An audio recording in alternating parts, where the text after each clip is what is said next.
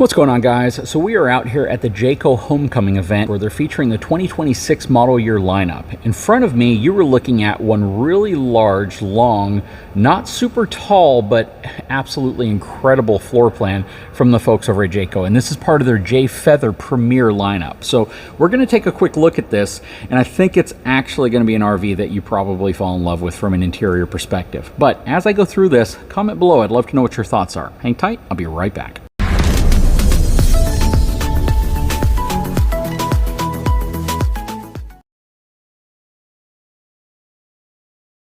So real quick, starting with the gross vehicle weight rating, it's 8,700 pounds. Not terribly heavy, but this is relatively long. So keep in mind that you're getting kind of a long RV for the weight, if that makes sense. 4,400 pound axles, 15-inch E load range tires, and it's going to have a cargo capacity of 1,257 pounds.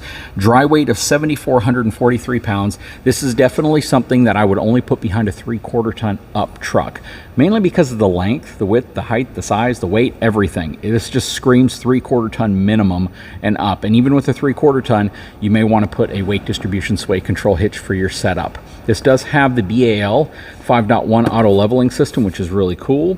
So that's just something you don't have to think about so much with RVs these days. You can find almost any RV class you're looking for with auto leveling. Has twin 20-pound propane cans. And then you have your battery storage right there. Like the fact they put a slam latch here. Good dense door. And they put a cable stop on it also. But it is a full pass-through storage. That is really nice. It's not terribly wide, but it's tall, and you can definitely fit a lot of stuff in there. You have your on-demand water heating system. You have your furnace right here. That's your tank fill for your fresh water. Huge awning. This looks to be like a 20-foot awning up there with LED light strip beneath it. That is really nice. From a tire perspective, this has Tamarack trailer tires on it. These are tires that are okay. I would definitely recommend upgrading tires, probably first on your upgrade list. They're not the greatest. It does have a standard equalizer here. This is a BAL frame. This is on their NXG frame as well. And yeah, you definitely also want to put some money into that suspension after a while as well. Put something with maybe some type of rubber compression, as well as greasable wet bolts, heavy duty shackle straps. It'll make maintenance easier, and it will also cushion some of the shock that transfers into the RV. As you can see, you have 2 entry exits on here as well. This one comes off of the bedroom. You have an outside refrigerator, which is also really nice. I've seen people who in some cases don't need this, so they'll take this out, put it in their home or their shop, and then they'll use this as extra storage. All LED lighting. Love the fact that they're including a ladder to get you on the roof. A lot of RV manufacturers have moved away from that. Plus you have a 2-inch receiver, so you can easily put an accessory rack back there, not intended for towing. Outside shower, prep for a backup camera. 50 amp connection, so we're going to have at least 2 AC units in there. Here's all your water connections as well. Schwintek slide out over here, and then your other slide is a rack and pinion slide, so that's nice. Coming around this way, we have electronic stabilizers as well, and this is all part of your auto leveling system. You know what, let's hop in here and work our way from the back to the front. So we have a king size bed on a memory foam mattress. Nice end tables as well. A lot of room to get around your bed, but this is really nice. It's on its own slide out. You have an AC dedicated to the bedroom back here as well. This is a huge bedroom. This is really nice. It's almost shockingly large. Then you have a spot for a combo washer and dryer unit in here as well. Good size countertop space here. Big drawers, lots of drawers. And then you have more closet space right here. You have some cool little reading lamps above your head, plus some more cabinets up top.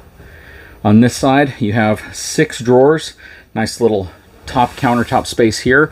Good window in the bedroom as well. You have a lot of windows in here. You have one on each side of the slide out there, a large window there, and also a good sized window right here. Your bathroom has 2 entrances, one from the main part of the RV and then the other one from the bedroom, which is really nice because you can make that kind of a master only bathroom. It does have a lock on it over here. And then you have a huge mirror and medicine cabinet right there. Underneath it, you have a nice countertop. This is thermofoil, undermount plastic sink.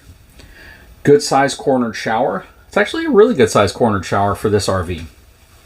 Over here we have a porcelain foot flush toilet. That's really nice. All right, so let's go out this way. This is our solar charge controller, because you will have solar on here. Now, check this out. This is a really, really, really nice living room kitchen area. It really is. You have your theater seats right here, looks directly at the TV. You have your door to get to the bathroom, your shelf right here, plus you have a panoramic fireplace, your sound system, little cubby storage. As we come over here, you have your kind of reversed 12-volt refrigerator freezer. Your freezer's on the bottom, your refrigerator's on top, but it's a really good size. You have your Coleman Mach air conditioning system in here. It is ducted. And then you have a really good sized booth style dinette that can also turn into a bed. So if you bring the kids with you or friends, they can possibly sleep there if they fit. Then you have some cabinetry underneath. But look at the amount of lighting you're going to get. This is a ton of windows everywhere. You have a window up front. You have a big window right here in the kitchen. Window, window, window, window, window. You got lots of windows here. Plus, there is a window on the door. So you have another one there too.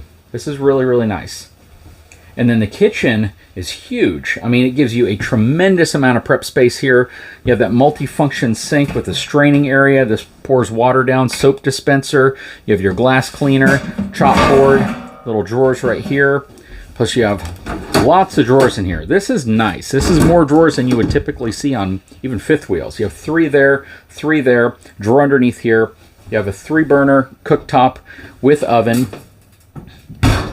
Then you have your Envision compact microwave up there. You got more storage up top. It doesn't have a lot of upper cabinet space, but it sure does have a lot of drawers and a good amount of lower cabinet space as well, which is nice. I don't see any dedicated spot for a trash can though.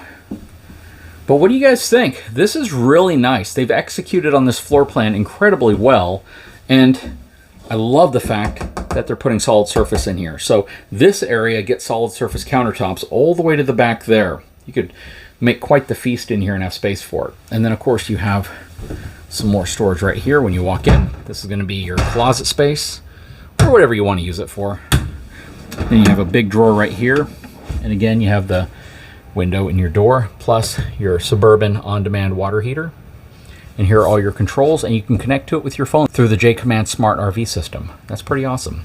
Anyways, I'd love to know what your thoughts are. Are you, just as impressed with this floor plan as I am? I think they've executed on it really well, but I'd love to know your feedback. Please drop a comment below. If you haven't had a chance, I'd really appreciate it if you took a moment, subscribe to the channel, give me a thumbs up. We'll talk to you again very, very soon.